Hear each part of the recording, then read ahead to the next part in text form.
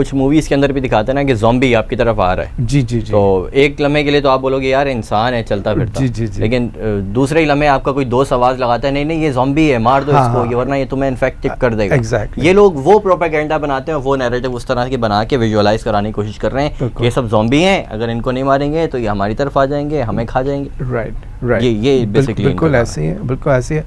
लेकिन असल ज़ॉम्बीज़ ये और क्या वो बैड गाइज ये खुद है, क्योंकि जिस तरह से इन्होंने एक कौम को सिर्फ इस बात की सज़ा दे रहे हैं कि वो कौम उस जगह पे रहती जहाँ पे इनको हमारे पर मुसल्लत किया गया। जी जी जी। यानी और कोई देखिए जो गज़ा में बच्चे पैदा हो रहे हैं, आई मीन उनका कसूर क्या है कि उनके ऊपर जो है ना इस तरह की जो क्या कहते हैं पाबंदियाँ हैं। आई मीन वो क्यों एक ओपन जेल में रह रहे हैं, लेकिन आई मीन पूरी दुनिया के अंदर जो ममालिक हैं, जो भी जहाँ पे भी जेल्स होती हैं उनकी भी प्रिजनर्स के भी राइट्स होते हैं, ठीक है ना। यहाँ पे आपने पूरी नेशन को जो है प्रिजर्व बनाया हुआ है ओनली बिकॉज उनके जब इलेक्शन हुए थे 17-18 साल पहले, उन्होंने एक ऐसी पार्टी को चुना जो उनको लगा कि उनके मफादात के लिए काम करेंगे और आपको उनसे प्रॉब्लम है, और उनको कोई यानी हक़ खुद इरादियत के ऊपर आपने उनको पनिश किया। इसके अंदर और कोई चीज़ है ही नहीं ऐसी कि जिसको डिस्कस किया जाए। बाकी सब जो है वो बनाया गया है, ड्रामेटाइज्ड है, मेड किया गया है, क्रिएट किया गया है जी, और दिखाया जा रहा है जी। लेकिन ये फिर जब बात करते हैं, ये वो बात करते हैं कि हमारे ऊपर जो अटैक हुआ था 7 अक्टूबर को, इट वाज अनप्रोवोक्ड। ये ना हम तो जैसे खामोश आराम से बैठे थे, हम तो अपनी लाइफ हमने तो कुछ किया भी नहीं। ये तो पागल लोग हैं जो हमारे मासूम लोगों पे हमला किया, हमारे मासूम लोगों पे, निहायत मासूम लोगों पे जो कुछ भी नहीं थे और उनके ऊपर हमला किया गया। और इसमें हमारी कोई गलती नहीं है, हम तो इनको खाना भी देते हैं, हम तो इनको पानी भी देते हैं, हम तो इलेक्ट्रिक भी देते हैं, अब हम सब बंद कर देंगे।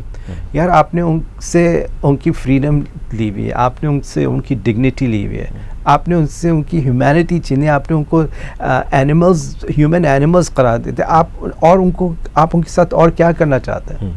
आई मीन अभी जो है इस दुनिया के अंदर, अभी इन्हें थोड़े साल पहले हमने देखा था म्यांमार के अंदर मुसलमानों के साथ, रोहिंग्या जो मुसलमान थे उनके साथ जो उनकी मिलिट्री थी उन्होंने किस तरह से सलूक किया।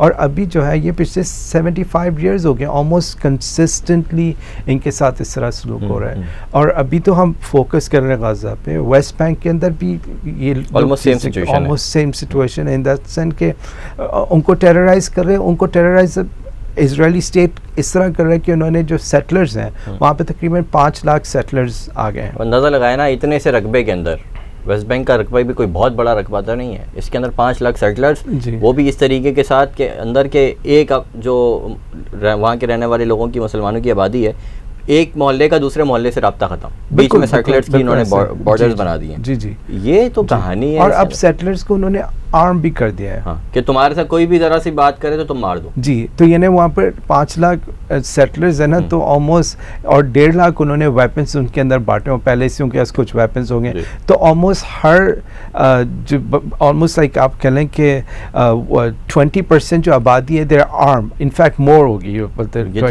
ठीक है ना। तो इससे वो, और अब वो कह रहे हैं कि वो जा रहे हैं लोगों के पास और कहते हैं या तो आप मर जाएं या आप यहाँ से भाग जाएं और ज़मीन छोड़ दें, अपने सारी बिलोंगिंग्स। रोज़ जाके आप धमकाएंगे, एक फैमिली को टेरराइज करेंगे, राइट, तो वो अपना बनाया घर जो है वो छोड़कर वो भागने के में मजबूर होगा। और कोई तारा नहीं, क्योंकि आप उनके लिए और सारे एवेन्यूज़ बंद कर रहे हैं।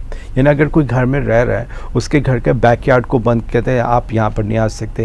यानी अगर उसके फल या कोई ऑलिव्स उग रहे हैं या कोई चीज़ भी उग रही है, आपने उनका कट ऑफ कर दिया एक्सेस, उनके पेड़ों को जला रहे हैं, फिर उनके जो मवेशी हैं उनको पानी पीने से रोका जा रहा है। यानी हर तरीके से आपने जो है ना आप उनके ऊपर कॉर्डन ऑफ कर रहे हैं, उनको कॉर्नर कर रहे हैं, उनको तंग कर रहे हैं, उनको घुट के मरने पे मजबूर कर रहे हैं। फिर जाहिर है इंसान सब तो ये चीज़ बर्दाश्त नहीं कर सकते।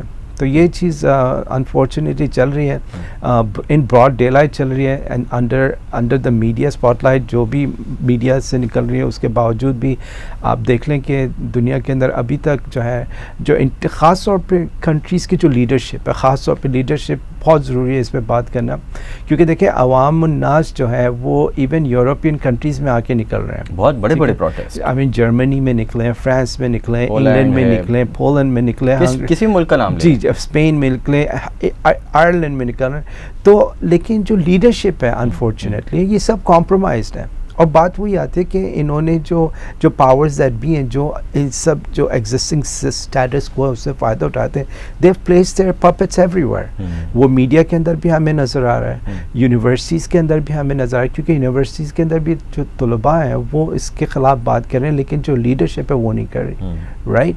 और फिर आपका मीडिया के अंदर भी ऐसे ही है कि लोग रिज़ाइन कर रहे हैं, और इवन गवर्नमेंट के अंदर पोजीशन से लोग रिज़ाइन कर रहे हैं, चाहे वो यूएस के अंदर हो, चाहे वो ऑस्ट्रेलिया के अंदर हो, इधर यूरोप के अंदर लोग रिज़ाइन कर रहे हैं। लेकिन जो ऊपर बैठी हुई है ये सब पिकिंग, ये चूज़ होके आते हैं लोग, ये हमें समझने की इसलिए ज़रूरत है क्योंकि ये ऑलमोस्ट हर जगह ये हो रहा है।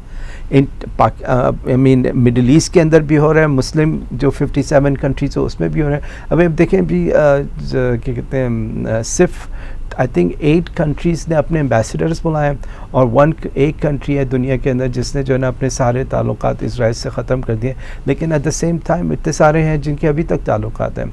लेकिन जो अच्छी बात उसमें आई कि उसमें ये है कि जो कंट्रीज़ सामने आ रही हूँ उसमें मुसलमान तो सिर्फ 3 थे, I mean Turkey, Jordan and Bahrain, जिन्होंने अपने एम्बेसडर्स वापस कर दिए इधर। लेकिन जो दूसरी कंट्रीज़ हैं वो नॉन मुस्लिम कंट्रीज़ हैं।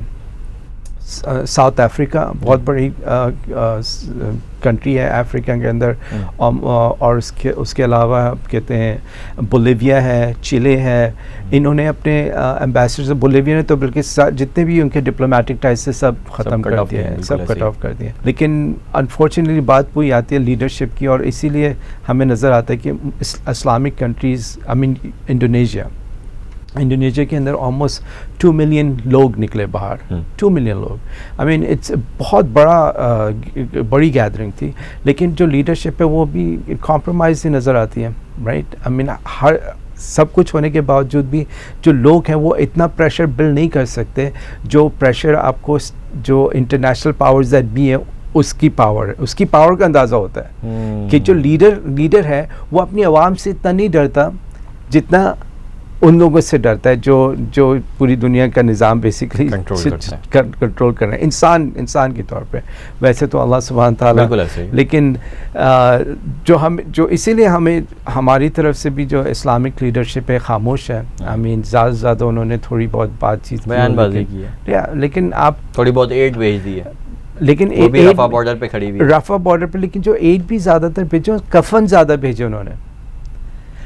आई मीन जो चीज़ें खाने पीने की, this is how they are thinking कि भाई ठीक है एटलीस्ट कफन तो आप ले लें। आई मीन कफन के ट्रक्स आ गए, लेकिन जो है ना जो हेल्पिंग चीज़ें जिससे लोग सर्वाइव कर सकते हैं वो नहीं आया। तो आई मीन अनफॉर्चुनेट सिचुएशन है, बहुत अनफॉर्चुनेट सिचुएशन है, और अफसोस हो रहा है कि हम इतने नंबर्स होने के बावजूद भी हम बिल्कुल इर्रेलेवेंट है।